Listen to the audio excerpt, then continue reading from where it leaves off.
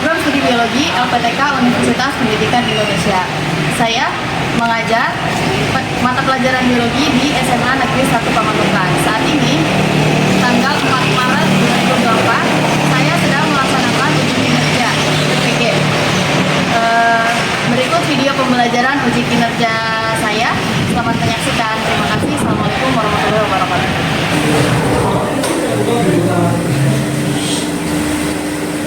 Assalamualaikum. Waalaikumsalam warahmatullahi wabarakatuh.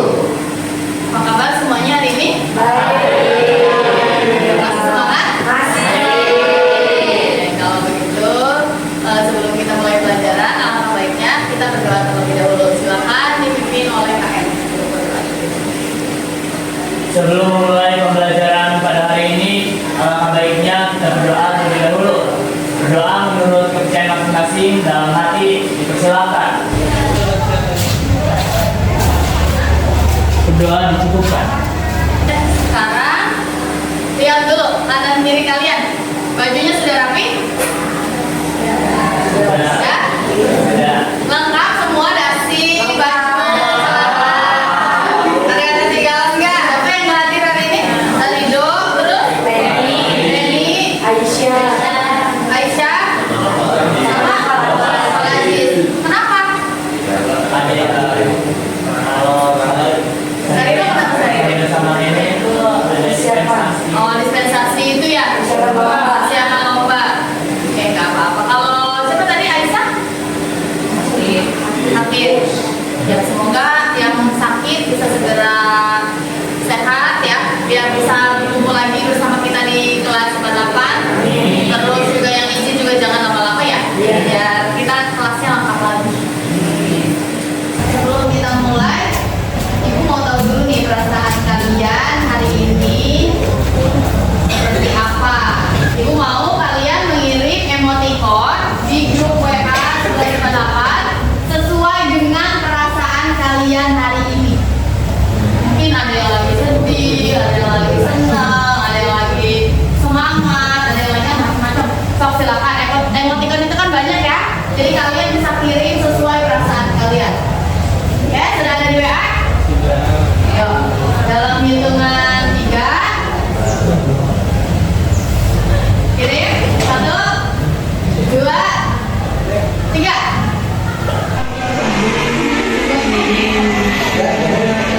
Wow, bermacam-macam ya. Mulai dari siapa Pi? Evi, kenapa Pi? Ngantuk? Masih pagi ya. Jadi ngantuk. Tapi semoga setelah belajar biologi jadi semangat ya. Terus ini Salsa kenapa Sa? Salsa mana? Senyum ya Sa. Dapat kenapa dah? Belum sarapan. Belum sarapan, butuh asupan protein. Keisha, kayaknya bahagia banget Kay. Alhamdulillah. Cek, ini cek doang kan deh.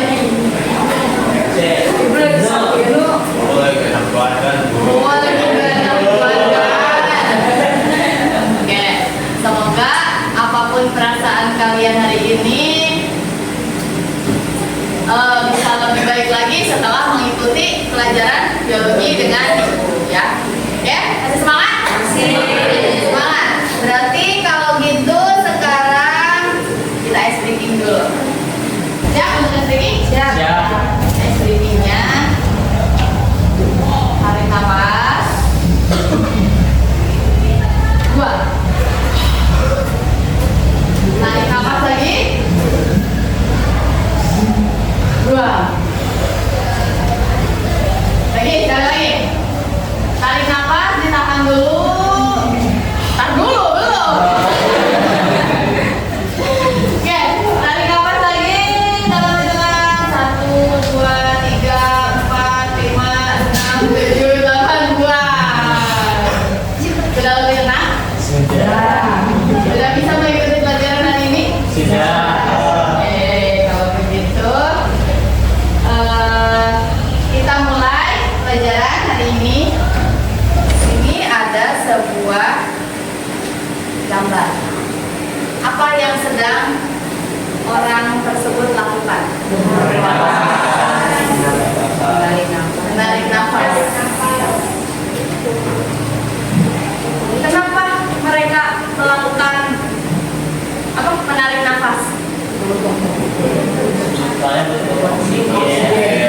Butuh oksigen. Sama halnya seperti S breathing tadi ya. Kalian melakukan apa? Melakukan pernapasan ya, menarik napas. Nah, apa yang sedang mereka lakukan? Sedang menarik napas atau bernafas. Nah, tadi kan kalian menarik nafas, bernapas. Sekarang coba kalian cubit hidung kalian, ya, selama 5 detik. Stop, silakan. 1, 2, 3, 4, 5. Lepas. Gimana? Apa yang dirasa saat kalian menutup hidung kalian? Ngap. Ada yang bisa bernafas nggak dari saat kalian tutup hidung?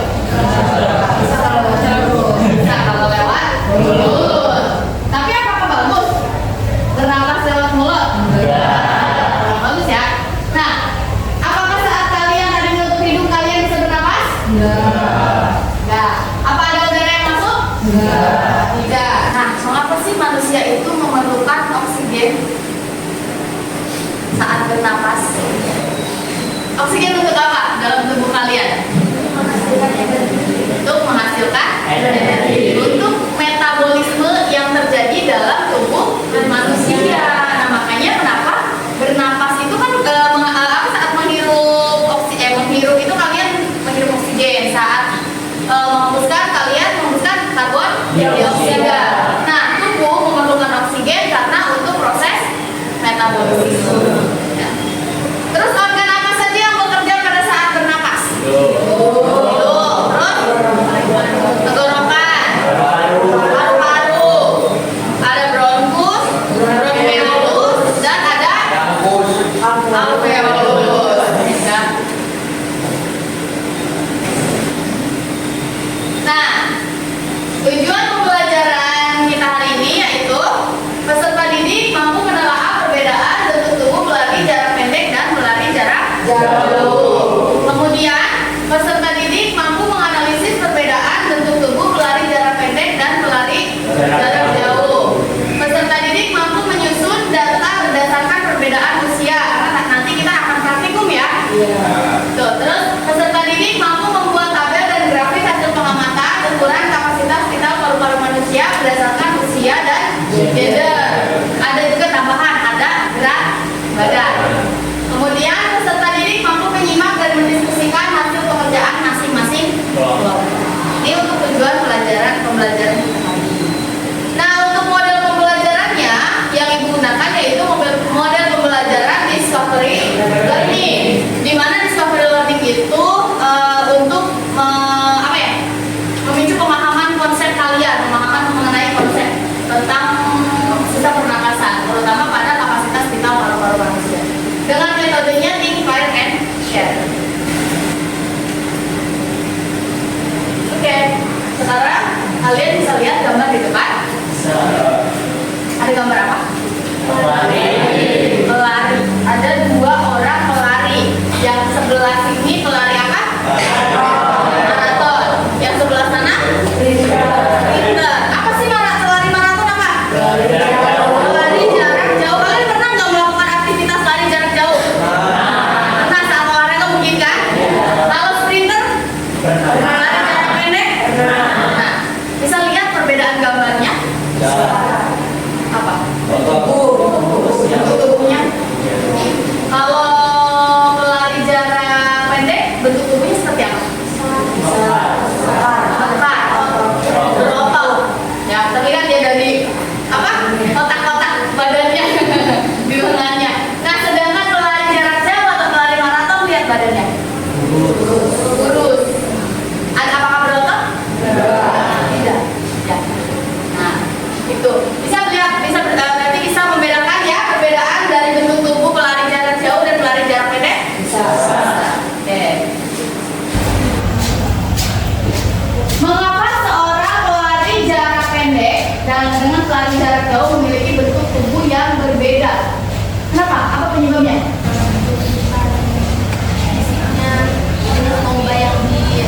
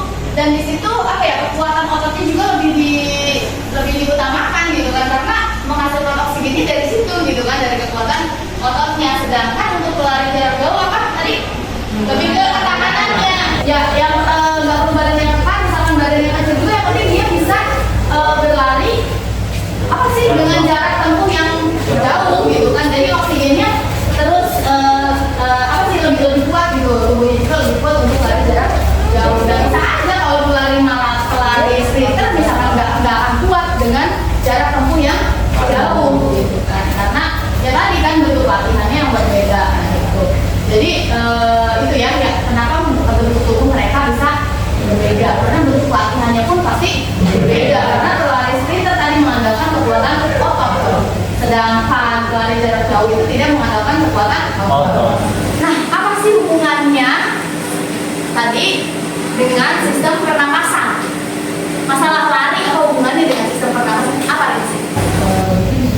Untuk tubuh seorang pelari kan dapat mempengaruhi sama sistem pernapasannya ya. Itu sudah berkaitan sama kebutuhan oksigen, sama kapasitas paru-parunya juga. Jadi berhubungan dengan sistem pernapasan, lebih ke kapasitas paru-parunya ya. Mungkin katanya kalau pelari sprinter itu memiliki kapasitas vital paru-paru lebih besar dibanding ya yang maraton gitu, karena mungkin dia sekali tarik nafas aja itu udah bisa lebih kuat kan, bisa lari sekian meter gitu misalkan. Nah, sedangkan yang tapi bukan berarti yang pelari jarak jauh juga kapasitasnya sedikit, enggak. Mungkin lebih sedikit dari yang pelari sprinter, tapi dia juga bisa lebih banyak dari yang umumnya gitu kan. Nah, itu jadi hubungannya itu lebih ke tadi, karena seorang pelari juga membutuhkan oksigen, membutuhkan proses pernapasan gitu. Nggak mungkin seorang pelari nggak memiliki hubungan dengan sistem pernapasan. Nah, dilihat dari yang tadi nih gambar kan ada yang badannya besar, ada yang badannya kecil. Apakah usia dan berat badan mempengaruhi sistem pernapasan seseorang? Mempengaruhi. Kenapa mempengaruhinya? Ya, kenapa nih? Jadi pertamanya usia, terus kapasitas paru-parunya, dan dia mengalami Penurunan. Itu untuk usia. Kalau yang berat badan, mempengaruhi nggak? Mempengaruhi. Kenapa dah? Soalnya kalau misalkan berat badan kita berat, lebih berat dari umumnya, kan kandungan lemak tubuh kita lebih banyak, bisa menghalangi kita Bisa menghambat organ yang ada di dalam tubuh kita ya, terutama organ pernapasan dan mungkin jantung ya, gitu kan, lemak. Jadi semakin besar tubuh kalian itu berarti ada ketidaknormalan kan otomatis. Nah, berarti kan di situ apa yang membuat tubuh kalian besar? Salah satunya itu kan lemak. Nah, lemak itu bisa menghambat sistem organ kalian, terutama karena kita sedang membahas sistem pernapasan ya, itu sangat mempengaruhi sistem pernapasan, karena paru-paru itu kan mengembang mengembis gitu kan. Nah, sekarang tubuh kalian di sisi lemak, otomatis paru-paru juga ya nggak bisa maksimal. Nah, tadi usia semakin tua kapasitasnya, terus kerja paru-parunya juga semakin menurun. Nah, itu makanya kalian harus bisa nih, usia kalian udah tua juga olahraga harus tetap jalan.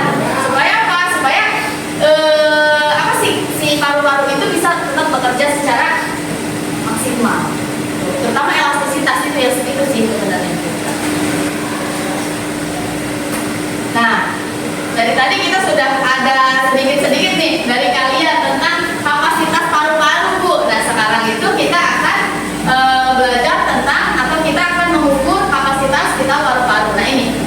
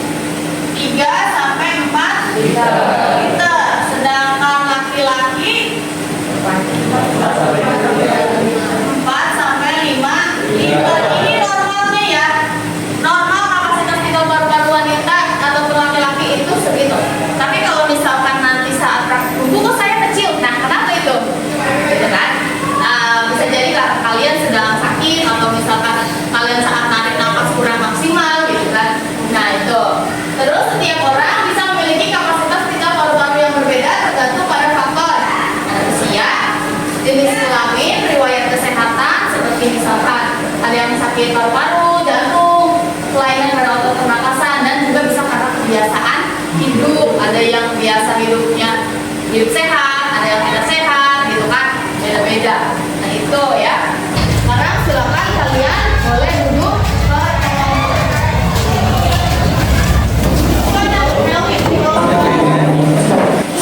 bisa liwat.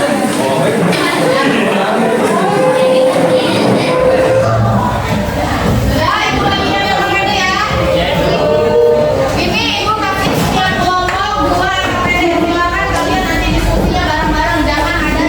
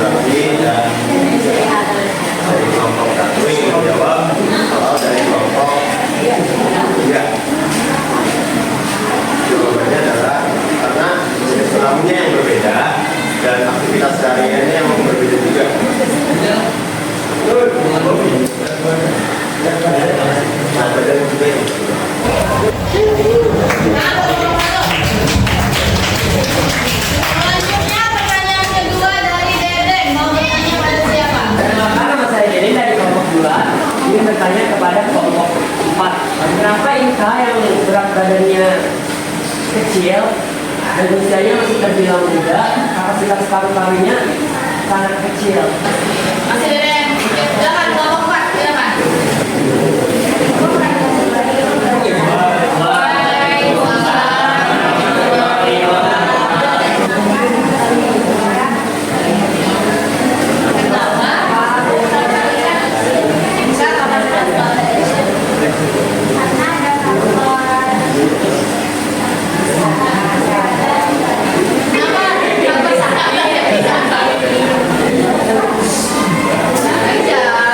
Ya, jadi Inka punya masalah dengan jantungnya. Jadi nggak bisa kalau harus niup balon lebih dari itu gitu ya. Kita doain ya, semoga Inka selalu sehat. Jangan sampai kenapa-kenapa ya. Inka juga harus jaga pola hidup ya. Kalau makan, pola hidup jangan sembarangan. Ya, makasih kelompok 4. Makasih. Selanjutnya siapa tadi? Siapa? Mau bertanya pada kelompok mana dah? Kelompok 3. Assalamualaikum warahmatullahi wabarakatuh. Waalaikumsalam warahmatullahi wabarakatuh. Kenalkan, saya Darman dari kelompok 5. Pertanyaannya, kenapa Alea hanya memiliki kapasitas vital paru-paru 950, sementara Deka yang berat badannya lebih besar malah memiliki kapasitas paru-paru yang lebih besar. Harusnya yang lebih kurus biasanya memiliki kapasitas paru-paru yang lebih besar. Makasih ya, Pak. Ya, kelompok 3 silakan pertanyaan dari Kakak. Assalamualaikum warahmatullahi wabarakatuh. Waalaikumsalam warahmatullahi wabarakatuh. Kami dari kelompok B jadi menjawab pertanyaan dari Bapak. Kalau untuk Alea, mungkin karena dari beberapa minggu ini saya memang lagi kurang sehat, kegiatan juga lagi padat-padatnya, lagi sibuk banget. Mungkin ini dari umurnya yang kita juga kan dan kalau beda jauh umurnya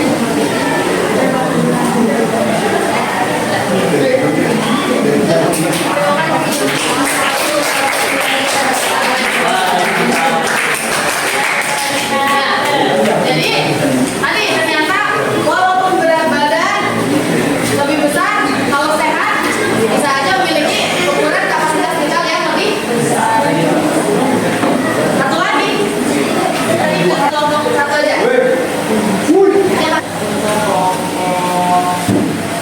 Kelompok 2 dari Meli sama Dede kan umurnya lumayan beda jauh dan Dede juga lumayan jauh dan untuk kapasitas paru-parunya untuk Meli dan Dede lebih besar untuk Meli kan aktivitasnya santai dan Dede juga santai.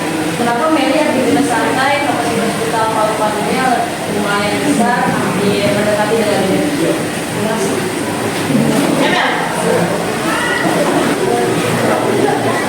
Assalamualaikum warahmatullahi wabarakatuh. Waalaikumsalam warahmatullahi wabarakatuh. Kami dari kelompok 2 akan menjawab pertanyaan Sherina. Tadi pertanyaannya, Kenapa aktivitas Dede dan Meli sama-sama santai, terus berat badannya nggak beda jauh sama usianya juga, tapi kapasitas kita paru-paru Dede lebih besar daripada Meli. Jadi katanya bisa menyamai Dede. yang faktor yang pertama dari berat badan itu enggak yang terlalu berat banget gitu. Terus dari usia juga masih bisa. Tambahannya kegiatannya santai. Jadi di rumah juga tuh enggak yang diem aja banget. Sempet bantu mama, terus belanja segala macam. Jadi aktivitasnya tuh tetap berjalan dengan biasanya gitu normal. Jadi kalau misalkan kapasitasnya 2.380 itu maksudnya normal karena secara rumah itu kan kapasitasnya 3 sampai 4 liter berarti masih masuk normal. Udah? Sekian dari kami. Wassalamualaikum warahmatullahi wabarakatuh. Waalaikumsalam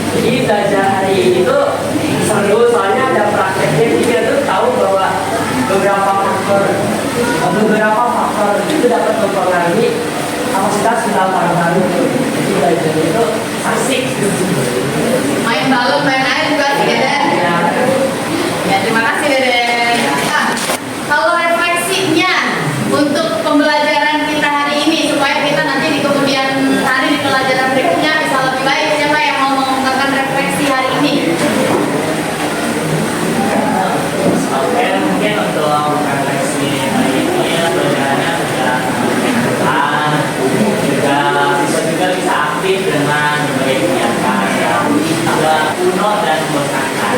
Semoga di pertemuan selanjutnya masih tetap diterapkan cara-cara yang seperti ini. Biar siswa juga nggak bosan kalau belajar. Terima kasih Rafa. Ya, sekarang LKPD-nya dikumpulkan dulu. Sambil mengumpulkan LKPD, sambil persiapan HP-nya, kita evaluasi ya. Kita evaluasi menggunakan quizzes. Oke, ibu kirim linknya. Ya, silakan Doi. Langsung dimulai sendiri ya.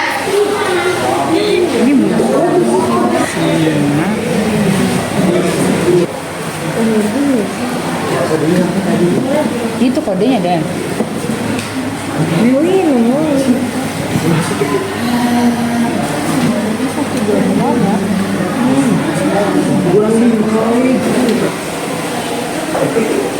Sudah? Sudah semua ya? Sudah semua? Tangan dong kalau semuanya. Terima kasih sudah mengikuti pembelajaran hari ini. Terima kasih juga dari Google sudah melaksanakan evaluasi pembelajaran hari ini.